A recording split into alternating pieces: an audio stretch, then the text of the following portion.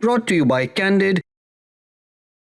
Candid dusting powder, 4 skin problems का एक expert solution. Candid dusting powder, हटा खुजली, लगा कैंडिड। मिडिल ईस्ट में लड़ाई चल रही है। इस चक्कर में स्ट्रेट ऑफ हॉर्मूज बंद पड़ा है।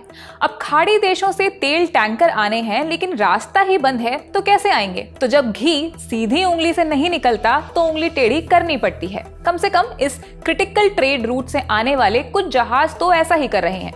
सुनिए क्या हुआ। रविवार 22 मार्च की शाम एक जहाज फारस की खाड़ी यानी पर्शियन गल्फ से निकलता है और सोमवार 23 मार्च की सुबह ओमान की खाड़ी में पहुंच जाता है। इन दोनों को जोड़ता है स्ट्रेट ऑफ हॉर्मूज। इस जहाज ने अपना नाम बताया नाहबीन।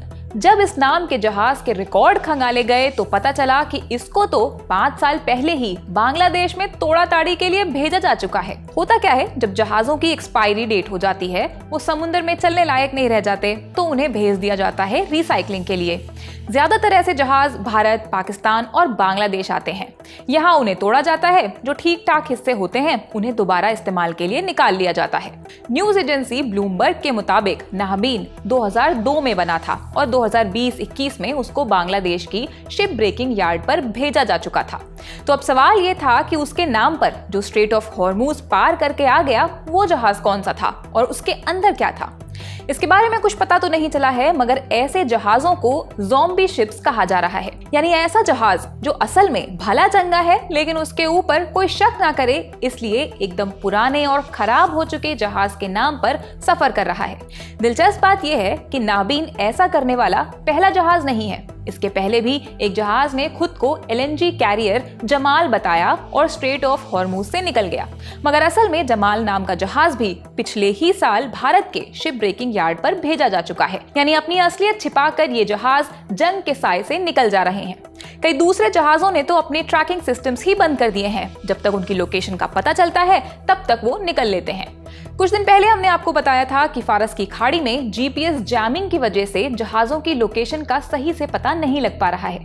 बेसिकली जहाजों में लगे ग्लोबल पोजिशनिंग सिस्टम्स के सिग्नल्स के बीच में टांग अड़ा दी जाती है, तो मैप पर उनकी लोकेशन उल्टी सीधी दिखने लगती है। ज़ॉम्बी शिप्स पहले भी समुद्र के रास्ते व्यापार का एक हिस्सा रह चुके हैं, खासकर ऐसे सामान के मूवमेंट के लिए जिस पर कुछ रिस्ट्रिक्शंस हों। तब असलियत छिपाने के लिए कोई और नाम बताकर जहाज निकल जाया करते हैं, लेकिन इस बार युद्ध के बीच में ऐसा होने लगा है, तो उससे पता चलता है कि व्यापारी अब किसी भी तरह का रिस्क लेने के लिए मजबूर हो गए हैं। वैसे ईरान ने कुछ चुनिंदा देशों को जाने वाले टैंकर्स को इजाजत दे रखी है, इनमें भारत शामिल है। सोमवार को भी ऐसे 2 टैंकर स्ट्रेट ऑफ हॉर्मूज पार करके निकले हैं। ये लिक्विफाइड पेट्रोलियम गैस यानी LPG लेकर आ रहे हैं, जिसकी पिछले दिनों देश में किल्लत महसूस की गई थी। फिलहाल इस रिपोर्ट में इतना ही। बाकी और खबरों के लिए आप जुड़े रहिए द ललन टॉप के साथ। मैं हूं शताक्षी अस्थाना, कैमरे के पीछे है राहुल। शुक्रिया।